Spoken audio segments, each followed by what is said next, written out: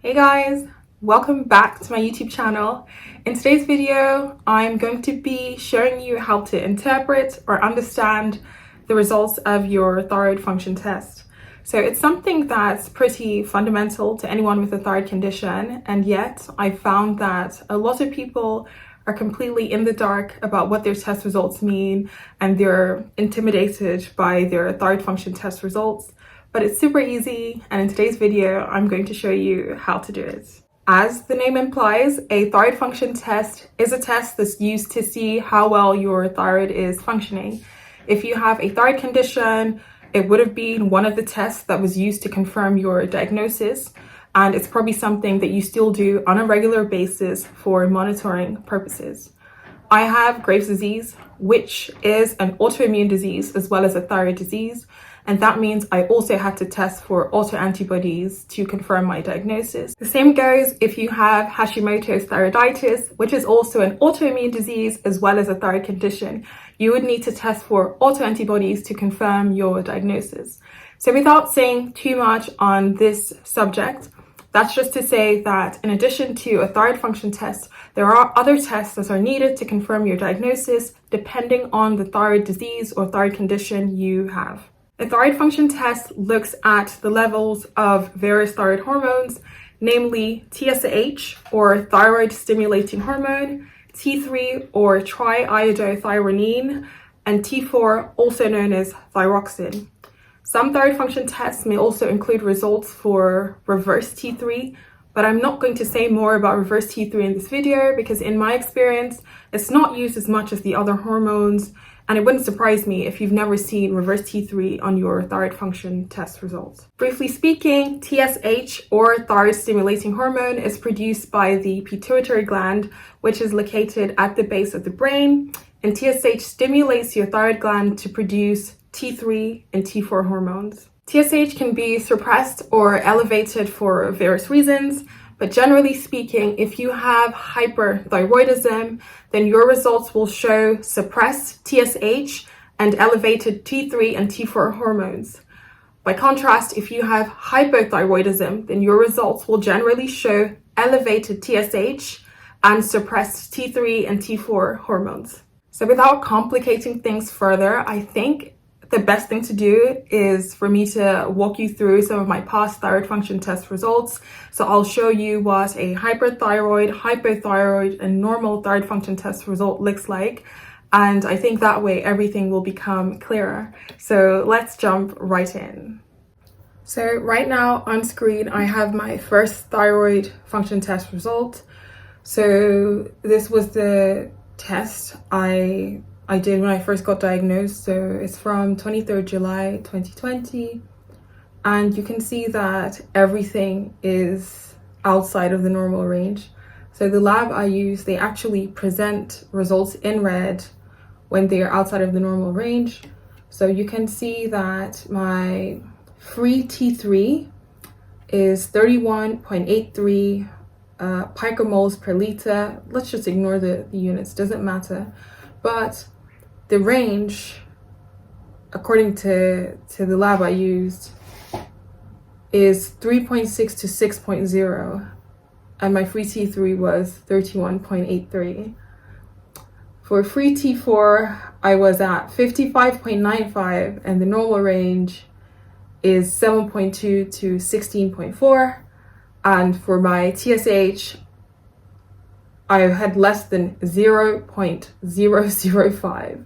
The normal range is 0.380 to 5.330. By the way, this is a good time to mention that if your test result doesn't have ranges like mine does, you should always ask the lab or hospital for ranges because you need the ranges to interpret your results.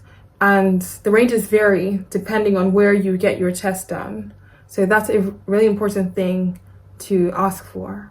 I quite like the lab I use because of how well the results are laid out. So I do appreciate that not everyone's results maybe it's clearly laid out, but the lab I use, you can even view your results graphically, which is handy for people who are more visual.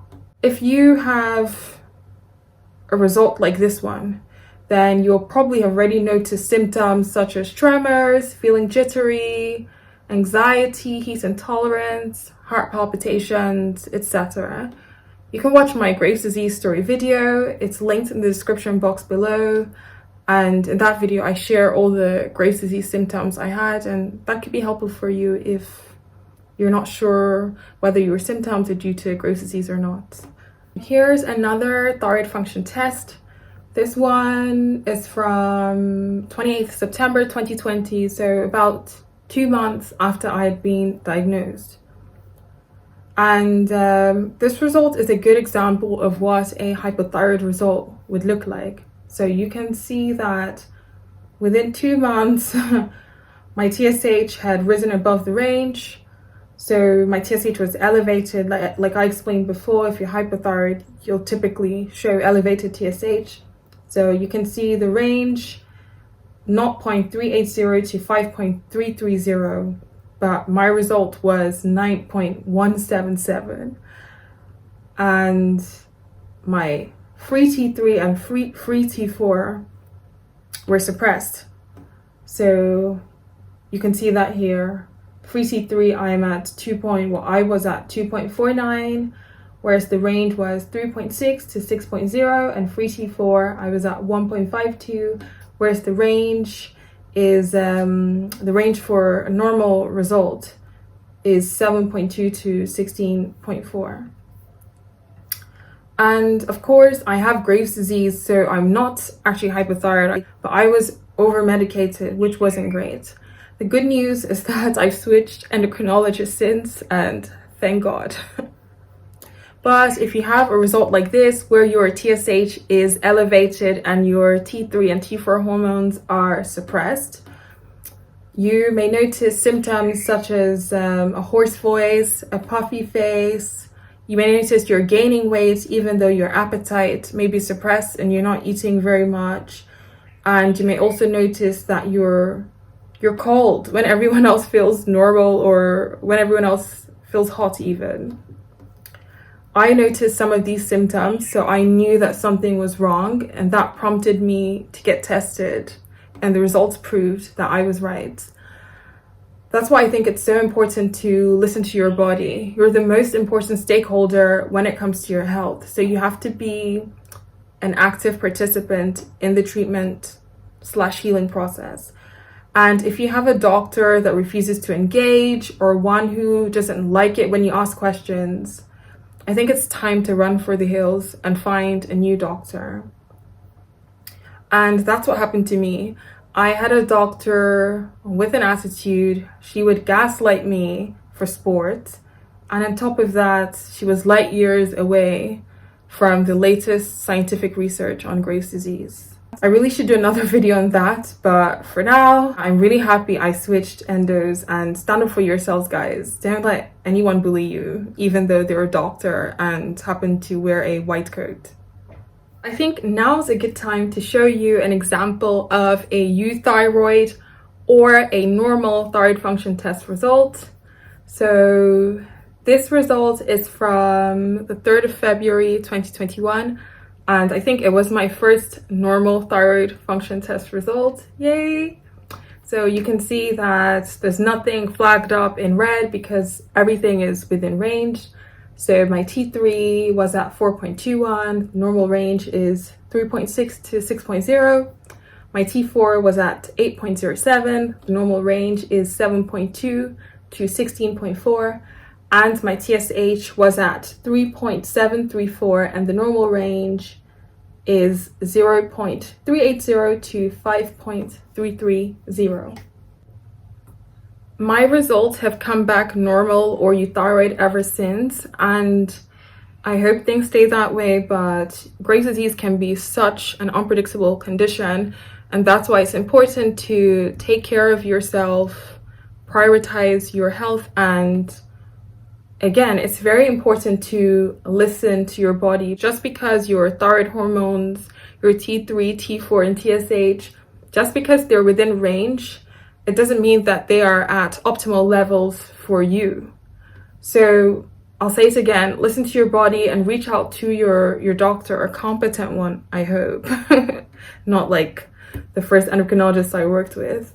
But reach out to your doctor if you're not feeling quite like yourself, even if your thyroid function test comes back normal. That's all for now. Thank you so much for watching. I hope you're now able to interpret and understand your thyroid function test results yourself. You're the most important stakeholder when it comes to your health, and I believe that knowledge is power. That's why I made this video. Drop me a line in the comment section below. Does your thyroid function test look less intimidating after watching this video? I hope so. Or have you experienced medical gaslighting yourself? I'd love to hear your story. But yeah, bye for now. Have a lovely day and see you again soon.